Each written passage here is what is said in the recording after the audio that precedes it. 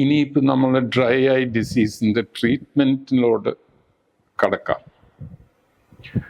Dry eye ഡിസീസിൻ്റെ treatment നമുക്ക് സിംപ്ലിസിറ്റിക്ക് 5 സെഗ്മെൻറ്റായിട്ട് divide ചെയ്യാം. അതിൽ ഫസ്റ്റ് സെക്ഷൻ ആർട്ടിഫിഷ്യൽ ടിയേഴ്സ് ഉപയോഗിക്കുകയാണ്. ടിയർ സബ്സ്റ്റിറ്റ്യൂട്ട്സ് പല പ്രിപ്പറേഷൻസ് ഉണ്ട്. ഒരു ദിവസം 4 തവണ മറക്കാതെ 2 കണ്ണിലും ഒഴിച്ചുകൊണ്ടിരിക്കുന്നതാണ് നമ്മുടെ ഫസ്റ്റ് ലൈൻ ഓഫ് ഡിഫെൻസ്. ഇത് റെഗുലറായിട്ട് ഒഴിച്ചുകൊണ്ടിരിക്കുമ്പോൾ ഈ നേരത്തെ ക്രാക്ക് വന്നുകൊണ്ടിരുന്ന ടിയർ ഫിലിമിന് നമ്മളൊരു സപ്പോർട്ട് കൊടുക്കുക. സെക്കൻഡ്ലി, നമ്മൾ ഇൻവെസ്റ്റിഗേറ്റ് ചെയ്ത് കണ്ടുപിടിച്ച ഡിഗ്രി ഓഫ് ഇൻഫ്ലമേഷനോ ഇൻഫെക്ഷനോ അനുസരിച്ച് ചിലപ്പം ഒരു മരുന്നും കൂടെ ചേർക്കേണ്ടി വരുമായിരിക്കും. മൂന്നാമത് നമ്മൾ ചെയ്യേണ്ടത് ലിഡിലെ ഇൻഫെക്ഷൻ എന്തെങ്കിലും ഉണ്ടെങ്കിൽ അത് ട്രീറ്റ് ചെയ്യുന്നത്. നേരത്തെ നമ്മൾ പഴയ ഒരു സെഗ്മെൻറ്റിൽ പറഞ്ഞ പോലെ കണ്ണിന് ടിയർ ഫിലിമിൻ്റെ ഒരു ലെയർ വരുന്നത് പോളയ്ക്കകത്തു നിന്നാണ്. ആ പോളയ്ക്കകത്തുനിന്ന് വരുന്ന സെക്രീഷനും ഒരു ഒബ്സ്ട്രക്ഷനും ഇരിക്കില്ല. 4ാമത്തെ സെഗ്മെൻ്റാണ് പലർക്കും ഡിഫിക്കൽട്ടായിട്ട് തോന്നാറുള്ളത്, ലൈഫ് സ്റ്റൈൽ ചേഞ്ചസ് ആണ്. ഈ അഗ്രവേറ്റിംഗ് ഫാക്ടേഴ്സിൽ നമുക്ക് മിനിമം കണ്ണിന് ടിയർ ഫിലിമിന് എഫക്റ്റ് കൊടുക്കത്തക്ക രീതിയിൽ നമ്മുടെ സൈഡിൽ നിന്ന് എന്തൊക്കെ ചെയ്യാനൊക്കുമോ അത് ചെയ്യുന്നത് ഇമ്പോർട്ടൻ്റ് ആയിരിക്കും നമ്മുടെ കണ്ണിൻ്റെ സർഫസിന്. പലരും ചോദിക്കാറുണ്ട് ഡയറ്റിനെ പറ്റി. തീർച്ചയായിട്ടും ഡയറ്റ് എഫക്റ്റ് ചെയ്തിട്ടുണ്ട്.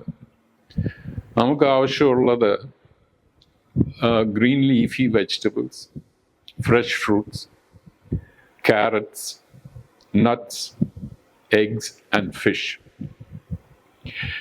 ഈ 6 ഗ്രൂപ്പ്സ് ഓഫ് ഫുഡ് നമ്മുടെ ഒരു ആഴ്ചയിലെ ഡയറ്റിൽ 3ഓ 4ഓ ഹെൽപ്പിംഗ് ആയിട്ട് ചേർക്കാൻ ഒക്കുമെങ്കിൽ കണ്ണിൻ്റെ സർഫസിൻ്റെ ഹെൽത്തിന് മാത്രമല്ല ജനറൽ കണ്ണിൻ്റെ ഹെൽത്തിനും ബെനിഫിഷ്യലായിരിക്കും.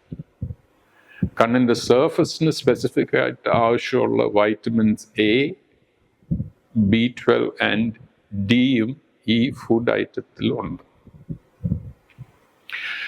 ട്രീറ്റ്മെൻറ്റിൻ്റെ 5th സെഗ്മെൻറ്റ് നമുക്ക് വേറെ കോമോർബിഡിറ്റീസ് ഉണ്ടെങ്കിൽ, അതായത് ഹോർമോൺ ഇംബാലൻസ് ഉണ്ടെങ്കിൽ, അല്ലെങ്കിൽ ഇമ്മ്യൂൺ സിസ്റ്റത്തിൽ ഡിസോർഡേഴ്സ് ഉണ്ടെങ്കിൽ, ലേസിക്ക് ചെയ്തവർ, ലോങ് ടേം ഡ്രഗ് ട്രീറ്റ്മെൻറ്റ് എടുക്കുന്നവർ, ഇവർക്കെല്ലാവർക്കും അവർക്ക് സ്പെസിഫിക് ആയിട്ട് ടൈലർ ചെയ്ത് ഉള്ള മെഡിക്കേഷൻ നമുക്ക് ഡിസ്കസ് ചെയ്ത് പ്രിസ്ക്രൈബ് ചെയ്യാൻ നോക്കും. ഇത് ട്രീറ്റ്മെൻ്റ് ആയിട്ട് നമ്മൾ സംസാരിച്ചു. ഇനിയും 2 പ്രിവെൻറ്റീവ് സ്റ്റെപ്സിനെ പറ്റി ഞാൻ പറയാം. പ്രിവെൻറ്റീവ് സ്റ്റെപ്സ് നമുക്ക് എല്ലാവർക്കും ചെയ്യാൻ നോക്കുന്നതാണ്. ഡ്രൈ ആയി വേണമെന്നില്ല. Number 1, blinking.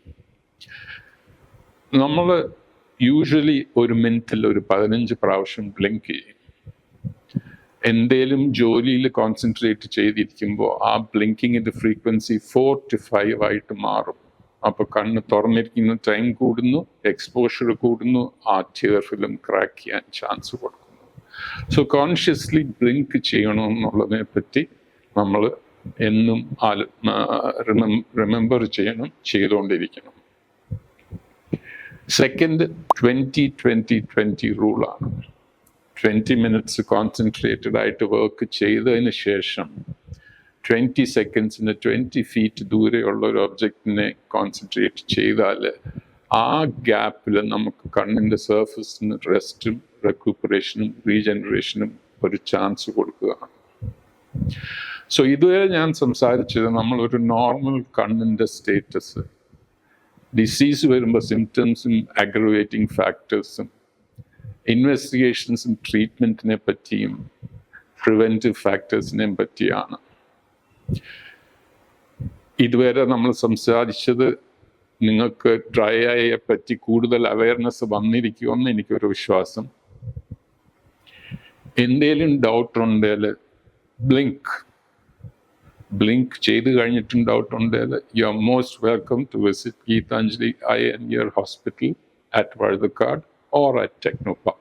Thank you so much.